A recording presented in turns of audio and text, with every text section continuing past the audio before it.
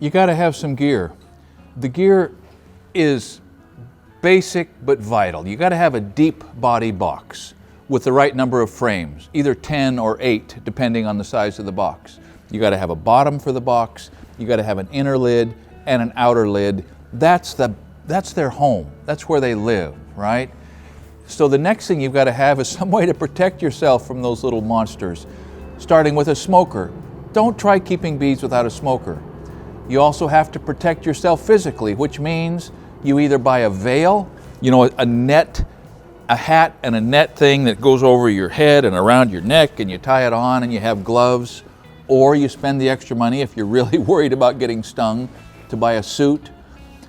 The cost-effective way is usually to buy a whole beginner kit. I mean, there are companies, the closest one around here is Glory Bee in Eugene, and they have beginner beekeeping kits. It's got pretty much everything you need, but I mean, get a look at it first, because usually they cut some corners, and so the veil is going to be a little flimsy and a bee's going to get in there, and that's no fun. So you protect yourself however much you want to be protected, and you make sure you've got the right gear for starting out.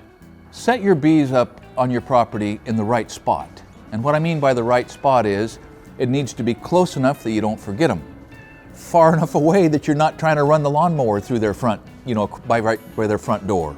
It's got ideally a little bit of partial shade in the afternoon, full sun in the morning if you can do it, close enough to the garden that it's all part of the same very sort of agricultural feeling, even though these girls can thrive in town.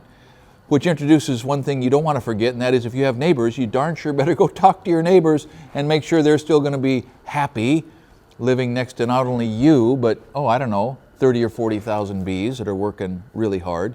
So spend some time thinking about the right place for your bees. It's important. They're not all that easy to move. We've got bees in 2 different spots on the property. They probably should all be in the same spot. I really like being able to sort of check on these girls as we drive in and out. And Kelly's always monitoring, the activity at the doors and whether or not they seem to, be slacking or working hard, or if they're having some conflict with their neighbors. So it's nice to have them sort of in your general traffic flow so you don't just forget about them and go up there a few months later and find out they didn't like being forgotten about. Once you're all set up, there's 2 ways to get bees. One is buy them, and the other way is catch them. In the spring, around here it starts in April, runs through May, bees swarm. That is, colonies divide and half of them fly away, taking their chances, looking for a new home, and they can be caught. Last year, I think Kelly caught maybe 8 different swarms, and we happened to be lucky enough to get one of those swarm captures on a video. It's so interesting that when bees are swarming, they're a completely different creature, or at least have a completely different mindset than when they are guarding the home front in their colony and are willing to take on all comers. When they're swarming, they're looking for a hand out and a hand up, and are perfectly willing to cooperate with somebody who's got a nice location in mind for them, because they need a nice location.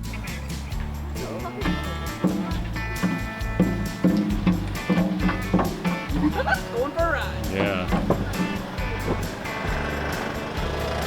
Got a few more, not a ton.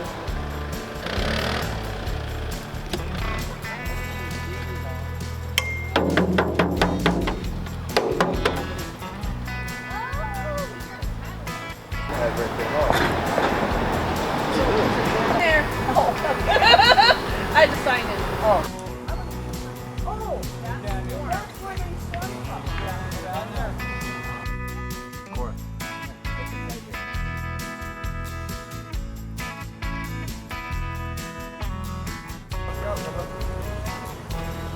Hey, that guy's brave. Good job. He is brave. Good job. So once you've captured a swarm and they're in a box, a cardboard box is fine, installing them in your actual hive body is a pretty cool thing. You can either dump them in, shake them out, they drop in there, you got some frames in so they recognize, the scent of wax and they feel like it's the right size and they'll set up housekeeping. Or you can put the box on its side just adjacent to your hive body and they'll find their way in. I like to just dump them in because they're ready to get to work, and the sooner they get acclimated to the hive, the sooner they're going to be working, They're perfectly willing to take that kind of treatment. Once your bees are in and they're putting down roots, right? They've decided that this is home. You now can be as hands-on or hands-off as you want. You don't have to worry about honey extraction right now. You don't have to worry about checking for pests or maladies. You can just let them do their work, and they'll sit there. You can think of them like a tree that you've planted in your yard, sort of. Or you can get deeply involved and check them every week or so and kind of, check their progress and see if the queen's laying eggs and all those things that are important eventually, but don't have to be important unless you want them to be important. So you can be as involved or uninvolved as your schedule and your interest and your confidence will allow.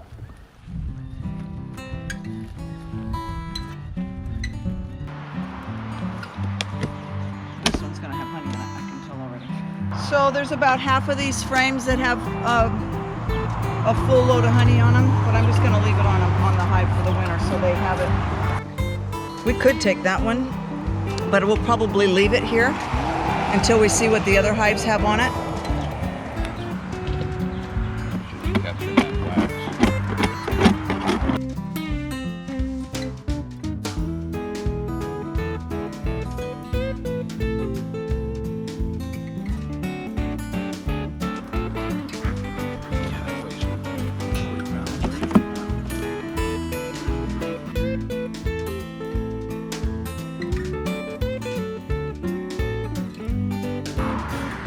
This one is full of bees. Do we want this to have more honey in it or empty frames in it? There's no...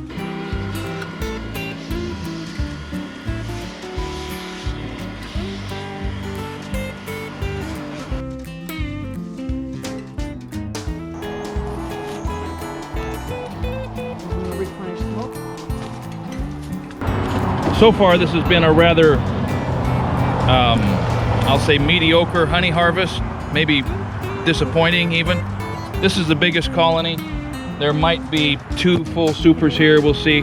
I'm not optimistic. Now here's the thing. We hear a lot nowadays about colony collapse disorder. What that means is bees die and bees leave. We generally lose about half of our colonies every winter for a wide variety of reasons.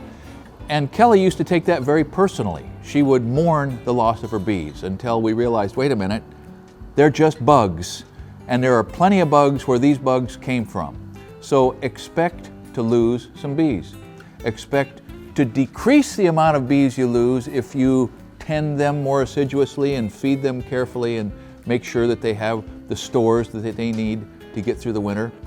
Which brings me to the concept of when do I get the honey and how much money do I take? Don't worry about that. One of the facts of beekeeping is that people get into bees because of the bees and they get out of bees because of the honey. And what that means is honey is a hassle and you don't need to tackle that until you're good and ready because the bees will be quite happy to devour all of their own honey every winter instead of you devouring it. However, when you're ready to tackle honey extraction, find your local bee club. You probably will have found them already because local beekeepers are friendly beekeepers and they want people to succeed with the thing that they love. There's going to be somebody who has the spinners, there's going to be somebody who has the filters, there's going to be somebody who has a clean room, and probably you're going to be able to find somebody to help you with this if you don't want to gear up for that aspect of beekeeping on your own. However you do it with the honey, however good or bad luck you have with your first bee colony, enjoy your new hobby. They are a fascinating creature, and I think there's a lot that we can learn about the world we live in, the wonderful fingerprints that God has left all over His creation, and just what it means to live in contact with the bugs. I think that I love hobbies best that are oldest. I love blacksmithing because it's an old hobby. And you know what? So is beekeeping. Bees have been kept and propagated and encouraged and tended for a long, long time. So if that appeals to you, I think you might like keeping honeybees also. Thanks for watching Essential Craftsman and keep up the good work. And then Cindy Phillips, he got all the rest of the honey out this morning, Ah. and so I could use this barrel just a little bit. And this is your hot room, And right? this is the hot room where I put the supers Isn't that great? this afternoon and burn it up to 90 degrees, and So it flies out of there, huh? then that way it'll come out good. And That knife is heating up. It's like a little, not quite Curling warm iron. enough yet. and that way he can take the tops of the, And then the So- honey, then I can spin the honey out. yeah. The bees make a top, they put a lid on it. Yeah. Cap it off. with- There it goes. There he goes. Look at that. Right, honey boy. See, this is hard because it rooted in here before, and then that comb, it gets hard. Oh. It gets hard to. It kind of tears it too. It gets hard to Because it's been brooded in? uncap. Yeah. Oh. It gets tough. Those cells. Oh, that knife is amazing. Get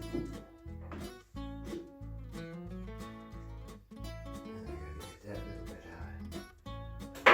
Yeah, you can see this is sugared in there. Oh, darn it. It'll, I used to sell it at $80 a pound Oh, years ago. There was a guy in Grants Pass when I lived in Phoenix. And then when I moved up here, when I sold all my 500 collies, moved up here how many frames does that centrifuge hold? for, 4. you can Okay. use 2 or 4, either one. Oh.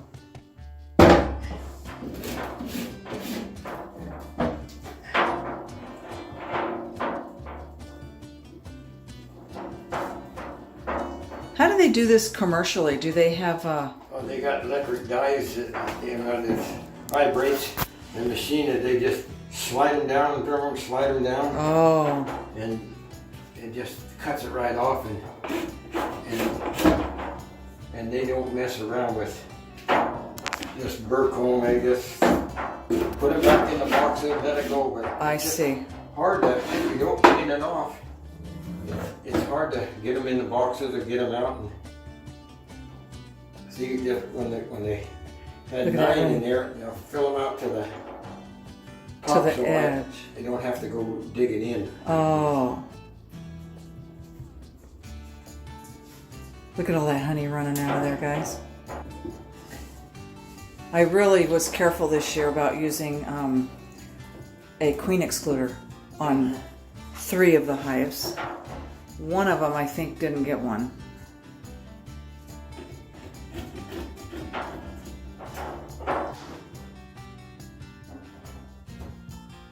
Will all be in here. I don't know how it gets from there.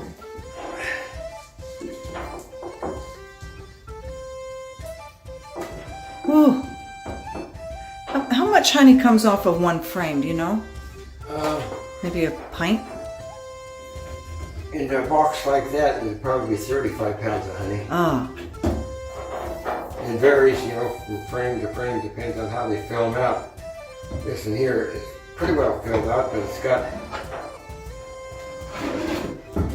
some here, I have to do this. And then the other side is where that. yeah.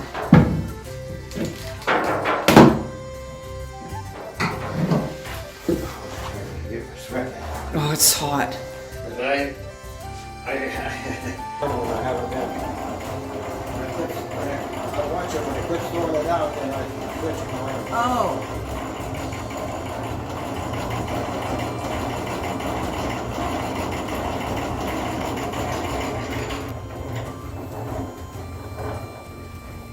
That's my break.